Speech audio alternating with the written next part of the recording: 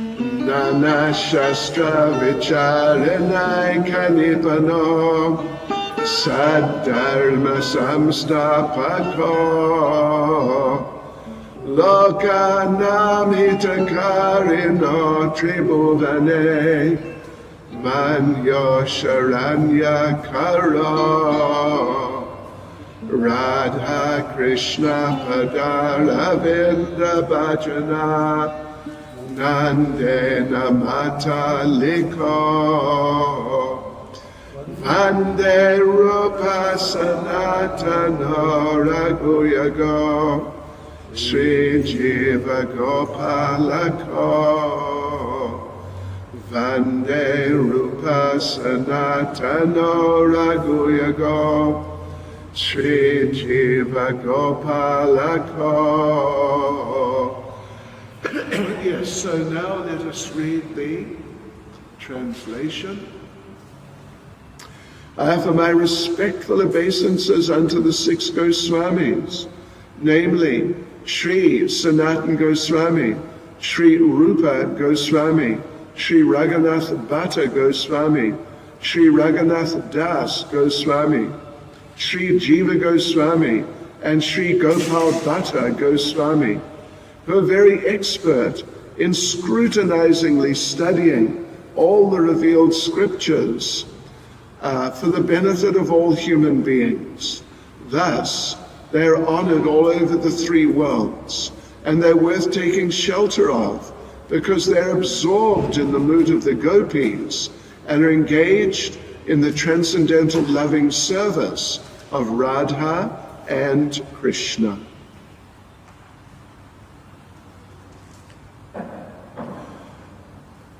Nama Om Vishnu Padaya Krishna Prestad Uttale Srimati Bhakti Vedanta Swaminiti Namane Namaste Saraswati Deve Gauravani Pracharane Nirvishesha Shunyavadi Pastyajade Shatarane Shri Krishna Chaitanya Prabhu Nityananda Shri Advaita Gadadha Shivas Adi Gaura Bhakta Vrinda Hare Krishna, Krishna Krishna, Hare Hare, Hare Rama, Rama Rama, Hare Hare.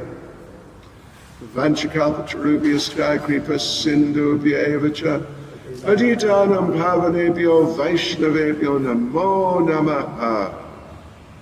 Anant Koti Vaishnav Vrinda ki. Okay, devotees, so we left off last night right towards the end of the 8th chapter of Nectar of Devotion, which is discussing offenses. And we came to that point. We just reached the point where we're just coming now to the Nam Aparats. And we made the point last night that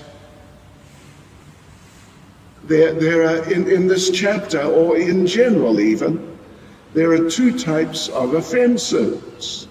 Seva Aparats, which are more like sort of general offenses, although the great majority are connected with deities and the worship of deities, directly or indirectly. Some, of course, are just different. They're not really connected with deity worship. They're just general rules. And the first one, I wonder, can any of you sitting there in Zoom land or in Facebook land, can any of you remember what was the very first Seva Aparat, the very first offense which we read from the list, number 1, last night? Anyone remember, without looking at your Nectar of Devotion? Okay, Ram Vijay Prabhu remembers. Entering the temple Well, particularly for us, in shoes. Or the rule says in a car, sure, or in a palanquin. Yes, so then there are all these different offenses. We read through them. There's like 60 or so. Yes, and a very important point there was that normally one doesn't really have to make some special effort to overcome the effects of these seva aparads, but just as you carry on in your Krishna consciousness, you carry on practicing, you carry on chanting like that, then they become cleansed away.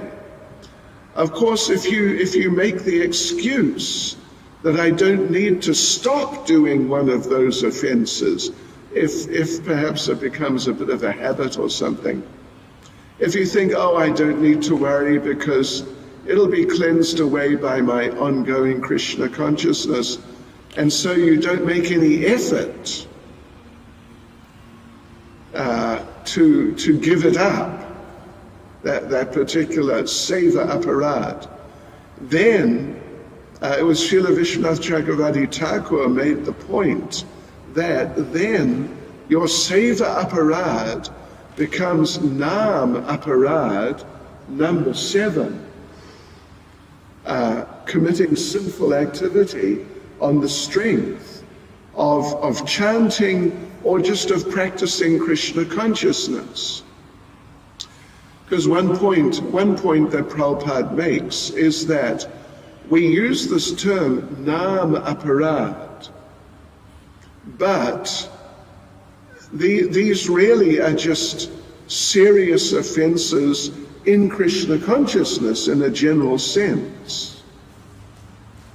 It's not that they're only offenses against the chanting of the holy names and they're sort of limited to their relationship with the chanting of the holy names. But these are offenses which apply throughout our involvement, our lives in Krishna consciousness.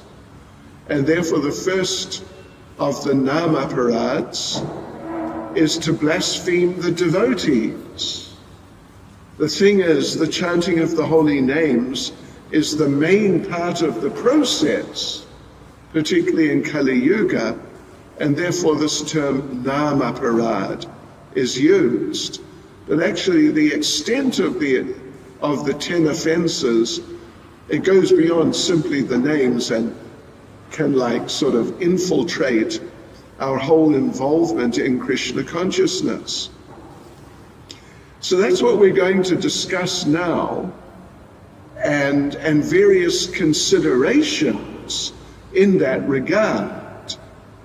So first of all, I'll just read the list of the 10 offenses, and I imagine that perhaps all of you are very much aware what are these 10 offenses, because you know, in many of our temples, like here in Durban, every morning we recite them. And I know in many temples they're recited, and it's emphasized so much, because when you're practicing Krishna consciousness, the only thing that really can hold you back, generally, certainly the main thing, but practically the only thing, is if you commit offenses, and particularly these 10 offenses. Other than that, you're on your way back to Godhead, basically. Yeah, so they're extremely well known. So here we go. I'm going to read the list, and then we will discuss different considerations in regard to these 10 offenses. So first offense, to blaspheme the devotees who have dedicated their lives for propagating the holy name of the Lord and propagating everything to do with Krishna consciousness. 2, to consider the names of demigods like Lord Shiva or Lord Brahma to be equal to or independent of the name of Lord Vishnu or Lord Krishna. 3, to disobey the orders of the spiritual master. 4, well, let me just mention a point in regard to that third offense. Here's an interesting point for you.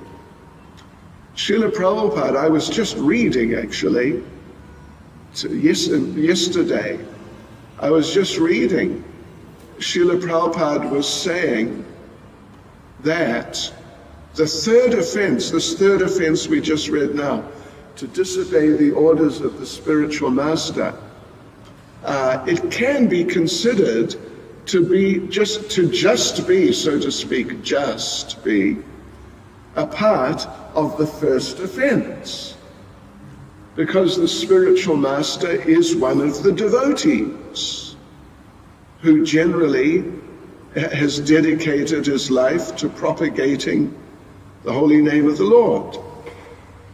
So you can say that, and it is not wrong, it's accurate.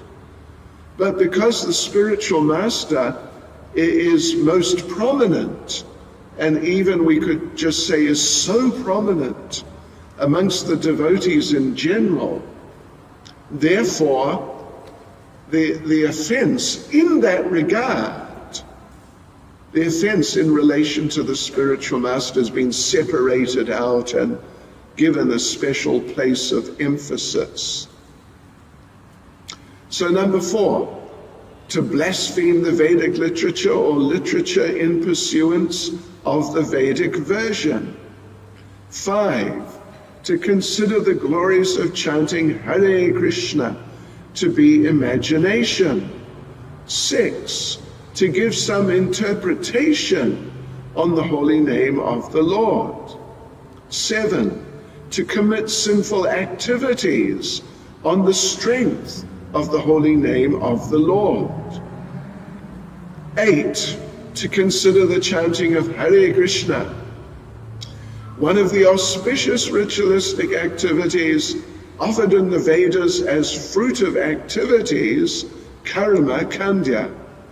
9, to instruct a faithless person about the glories of the holy name.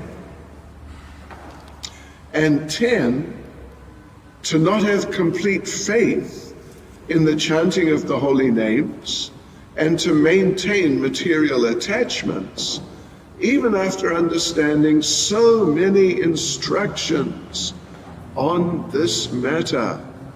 Plus, it is also an offense to be inattentive while chanting. That's not actually mentioned here. Interesting, isn't it? Anyway, we all know that's part of the picture. It's in Padma Purana. This all comes from Padma Purana. All right, so there you go.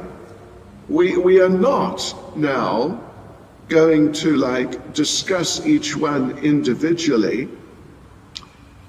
We have actually a seminar on the 10 offenses, which is quite a major seminar. It takes, I forget, 4 days or something like that, like 6 hours maybe. So we don't have time to just give a detailed explanation of each. I mean, in many ways they're self-evident. I mean, the details are self-evident. Plus, generally, whenever there's an initiation ceremony, we do get some explanation of each of these 10 offenses. But I wanted to discuss some other considerations, important considerations, in perhaps you could say in a little broader sense, in regard to the chanting or these offences in the chanting of the holy names.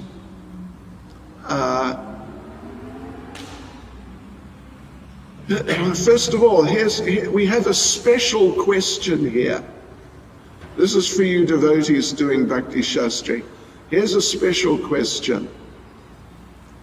This is from, I'm going to read a verse from Chaitanya Charitamrita. It's actually quoted. Oh, look at this. Is it? No. Oh, no, it's not. So anyway, it's Chaitanya Charitamrita, Antya Leela 3:181.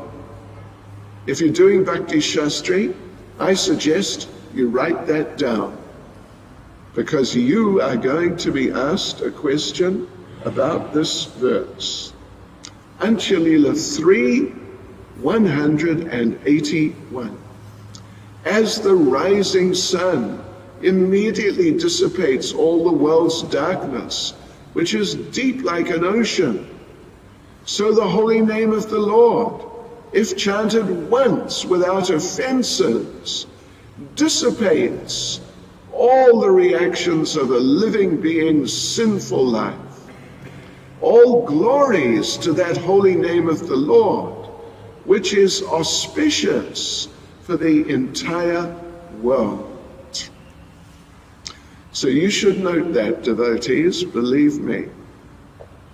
What does this verse say? You know, what happens when the holy name of the Lord is chanted without offences? Aha. All right. So let's read a couple of things from, first of all, from Srila Vishwanath Chakravarti Thakur. All right. He says, the word Nam in the phrase Namaparad refers not only to the holy name, but to all the angas of bhakti, of which the name is the primary representative.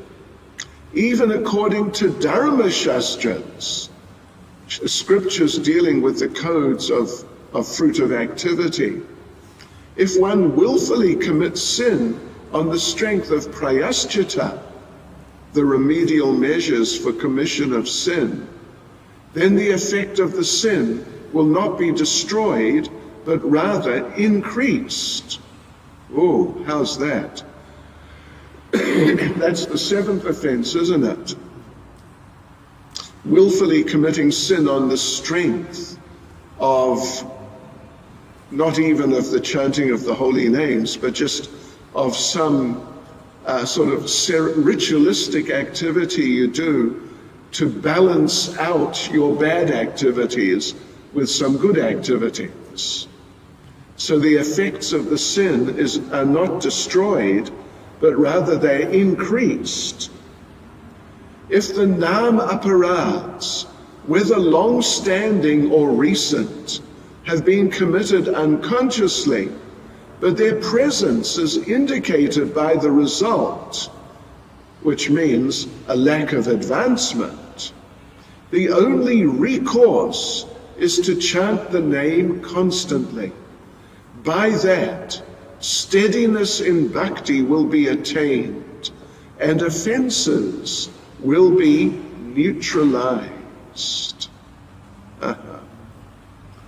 Okay, so now here's some further points. Here's some further points. And these actually, further points, let's just have a look here. Oops. Yeah, here's some further points. Some of them are from Srila Vishwanath Chakravarti Thakur, Madhuri Kadamini. So he says, listen to this, one should not say, I have committed no offenses. One should not say that. One can infer the existence of either recent or long-standing offenses by their effect. Infer basically means, in simple language, understand. The effect of offense is that a person will not manifest any symptoms of prema by performance of Nam Kirtan. Yes.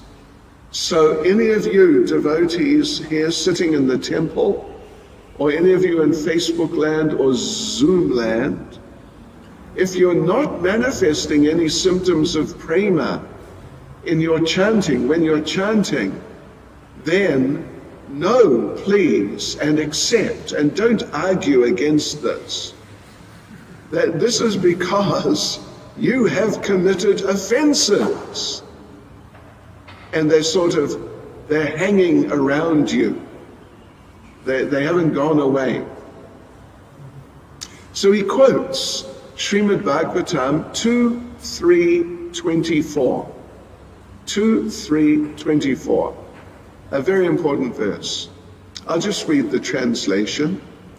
One's heart is as hard as stone if, on chanting the holy name, there is no change in the heart, tears coming from the eyes, or the standing of hairs on the body. These are the symptoms of prema. So you have a steel-framed heart if, when you chant the holy names, these very wonderful symptoms, even emotional symptoms, do not manifest. Yes. And so Prabhupada's translation is, your heart is steel-framed. And the framing is the offenses. Yeah. So, let us read this. This is now Srila Vishwanath Chakravarti Thakur saying some pretty dramatic things about the effects of offenses. And I suggest you fasten your seatbelts, because it's a bit like that. So he says, what are these offenses against the name of the Lord, which, if they're committed, prevent any results from repeatedly hearing and chanting the Lord's name, his qualities, which should give prema, from serving the sacred tirthas, holy places, which bestow perfection, from tasting repeatedly the prasadam, which destroys all desires for sense enjoyment.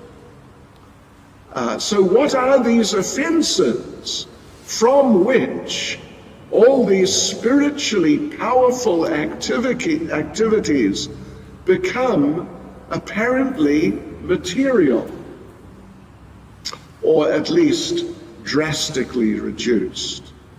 So he continues, this is the serious effect of Nam Aparad. If this is so, one may then argue that if these offenses are so serious, then a person who commits Nam Aparad simply loses the grace of the Lord, and thus cannot even take shelter of Guru or perform devotional activities. So he said, if this is so, if they're that serious, then the person will lose all these things. And he says, this is true. Just as during a serious fever, a person loses all taste for food, and it becomes impossible to eat, a person who commits a serious offense loses taste for hearing, chanting, and performing devotional activities. There is no doubt about this. However, here comes the good news. However, if the fever lessens with time, some taste for food develops. Even then, nourishing foods like milk and rice cannot give their full power of nourishment to the person suffering from chronic fever. They bestow some benefit, but cannot relieve him of his wasted condition. An invalid's diet and medicine can, however, with time, restore him to his previous healthy condition. At that time, the full potency of normal food can be utilized by the body. In the same way, after a long period of suffering the effects of aparad, the intensity reduces somewhat, and the devotee develops a little taste. Again, the devotee becomes qualified for bhakti. Repeated doses of hearing and chanting the Lord's name and the performance of other devotional processes gradually with time reveals everything to the devotee. So there you go. Here are some considerations in regard to,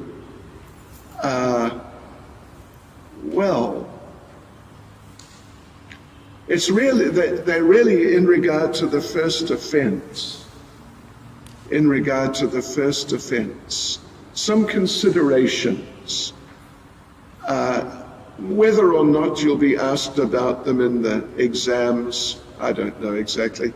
But I think just for your own benefit, it's a good idea to write these things down. So first offense, to blaspheme the devotees, criticize the devotees who have dedicated themselves to propagating, to preaching the glories of the holy name, and just to being devotees.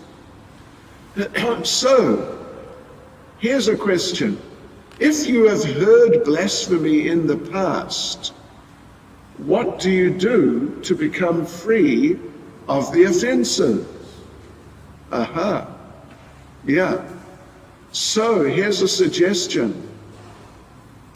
You can go back to the person who was doing the blasphemy, the blasphemer, and tell the person, I don't agree, and explain why you don't agree. That will help purify you from the effects of that blasphemy which you heard and which went in, but you didn't do anything to oppose it. So you can say, I was thinking about our discussion about so-and-so, and I think that so-and-so, that devotee, actually is a sincere devotee. He or she might have some fault or made some mistake, but is actually sincere. In other words, you could say, stand up for the devotee who was being criticized and deny to the blasphemer what they've said. It will at least help, because blasphemy, well, let's just say, is there? Do I have? No, I don't, but I must have somewhere. There's a verse which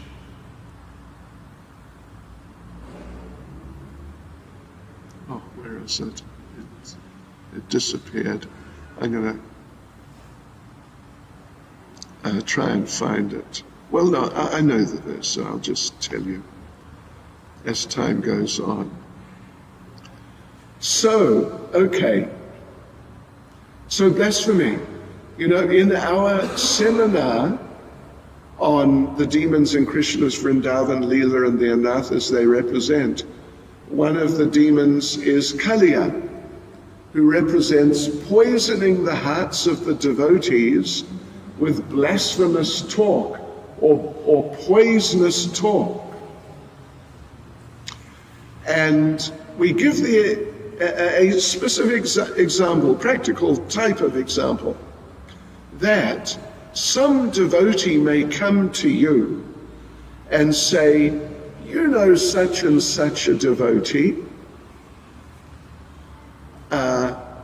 Oftentimes it's the temple president. Sometimes it's the GBC. But it's often, it could be, it's sometimes anyone.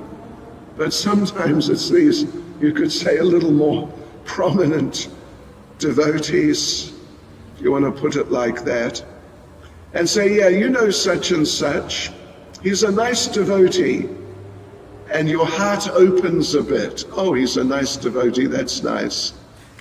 But, and then comes the poison. Your heart is opened a little because you heard something nice to start off with. It's not always like that, but, it happens like that also sometimes. So your heart opened up a bit, and now in comes the poison into the open heart, the open receptacle of the heart. And sure, it has its effect. And you can know if your heart has been poisoned. There are different ways of knowing, but one way is, if you then, let's just say for argument's sake, it's just a particular devotee. So if your heart's become poisoned, when the next time you see that devotee who was criticized, who was blasphemed, your heart's poisoned. If the next time you see that devotee, the thought just comes into your mind, oh, there's that bad devotee.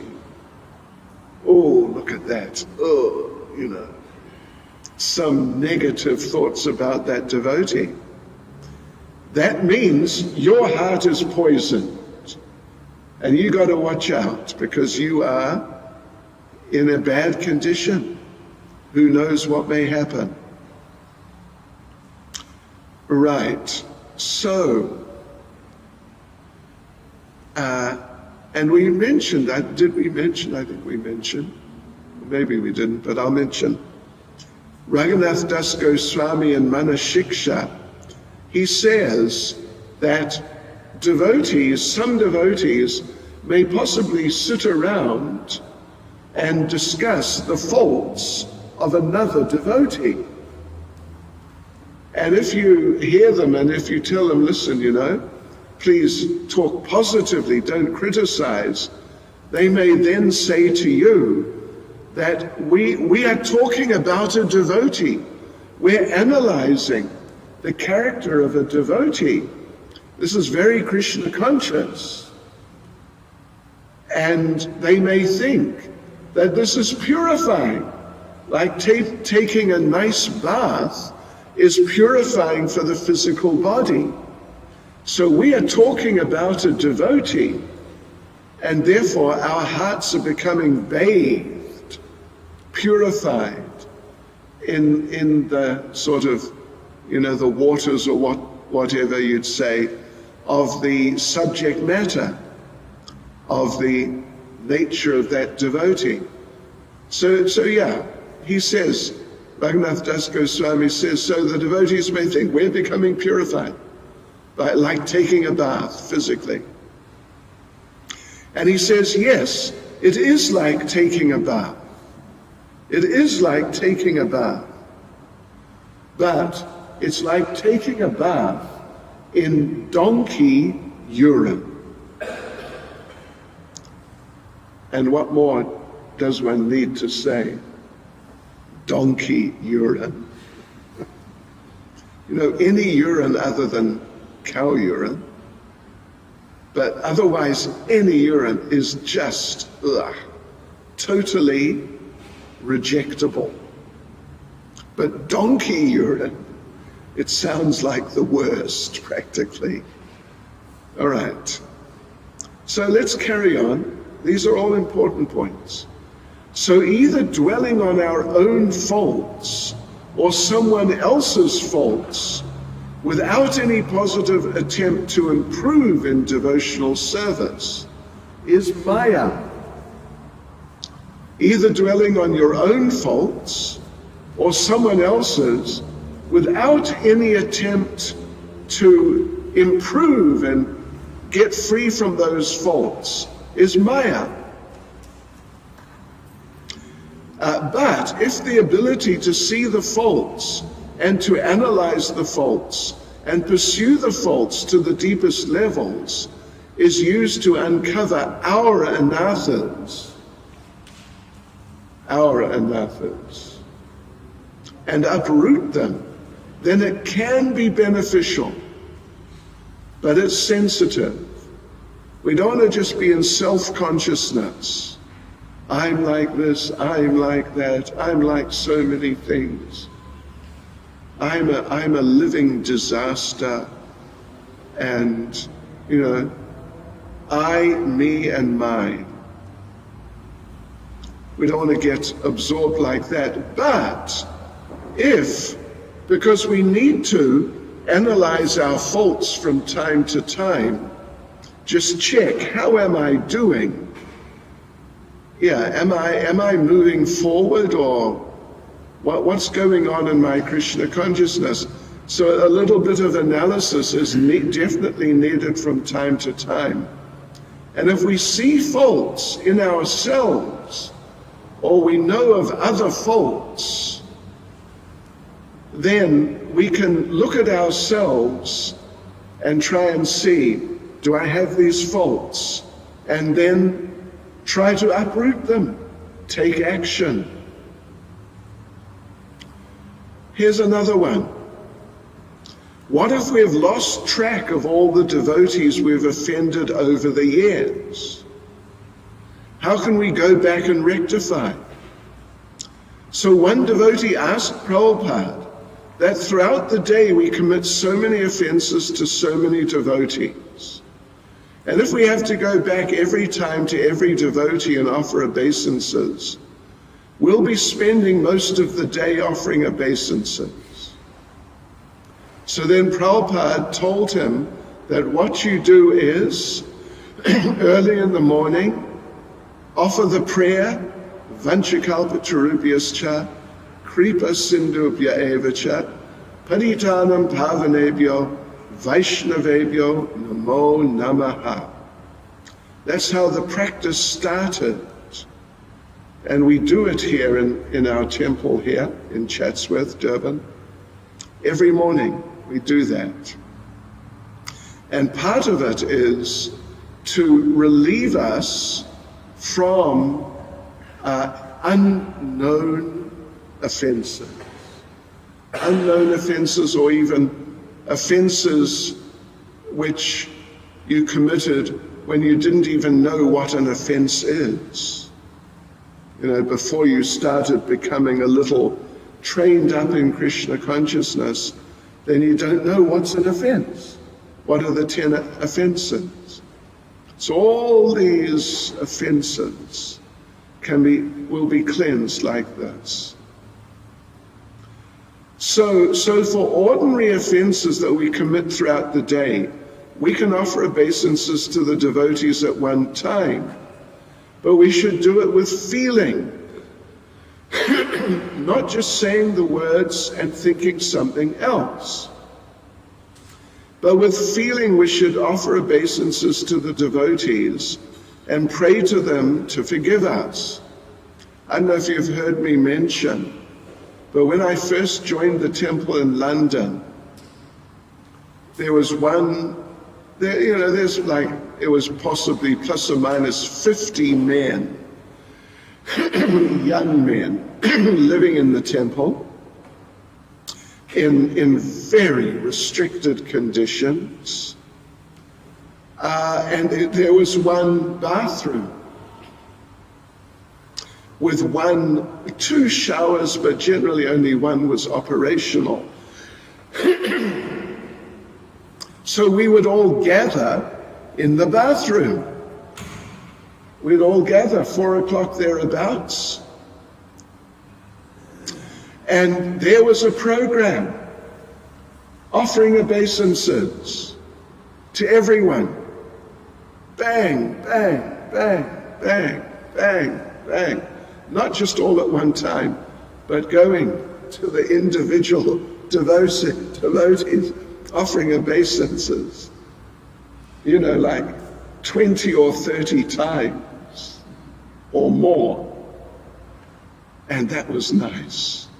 It was tiring, but it was really nice. It's something we can consider doing here. So, now over the years, here's another little consideration.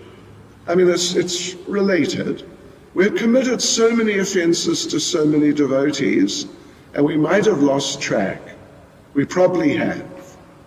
If in general we glorify the devotees and serve the devotees, that will counter the effects of Vaishnav aparad.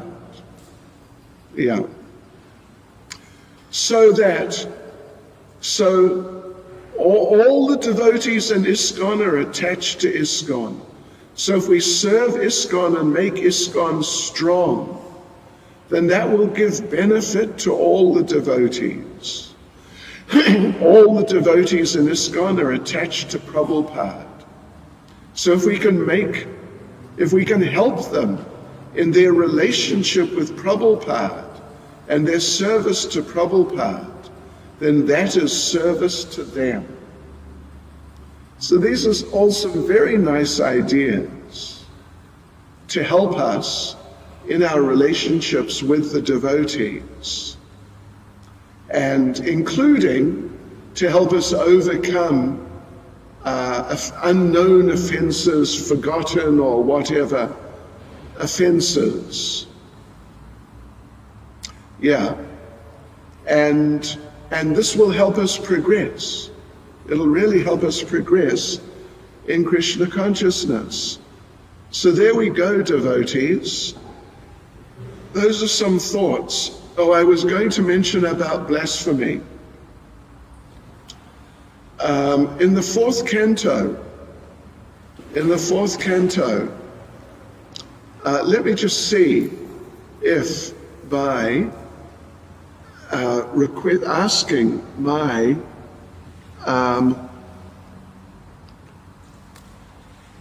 almost omniscient computer, let me see if I can find the actual verse that I'm looking for.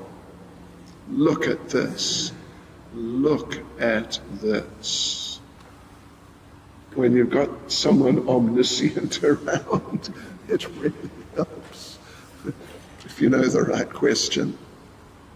So this is fourth canto, chapter 4, verse 17. 4:17. And it is Sati, the daughter of Daksha and the wife of Lord Shiva, chastising her father, Daksha, for blaspheming Lord Shiva. So she's referring to that, how you blasphemed, such the most elevated devotee.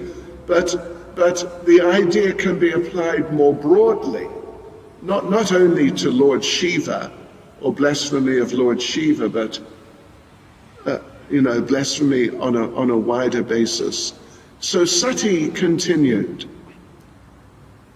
if one hears an irresponsible person blaspheme the master and controller of religion, one should block his ears and go away if unable to punish him.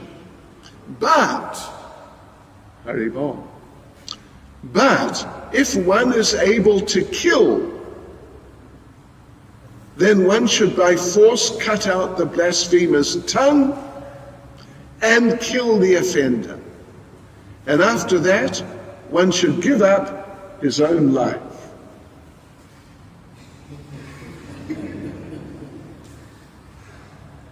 Hare Krishna. You know, of course, we must remember, this is a very extreme situation. Sure, it's really extreme. Lord Shiva, you know, he's on such an elevated level. And the blasphemy of Daksha was just so yucky. And Sati is the wife of Lord Shiva. So her feelings are just, well, I think you're all aware, she's just about to commit suicide because of this, actually. So she is really very deeply affected. And so she's expressing herself extremely strongly. But otherwise, the basic idea for us is, if we hear an irresponsible person blaspheme a devotee, then at the least we should block our ears and go away. And then maybe do something like what we said.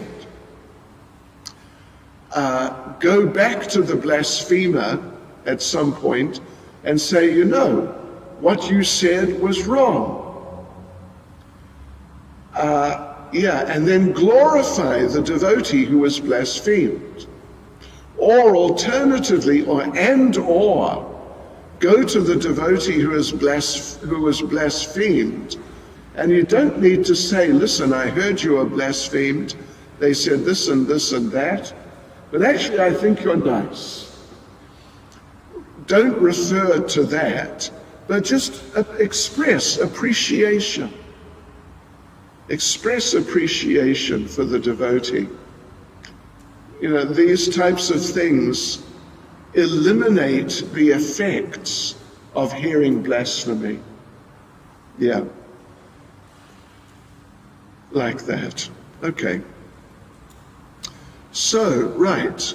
Now, we have reached the end of chapter 8, and we do still have a few minutes left.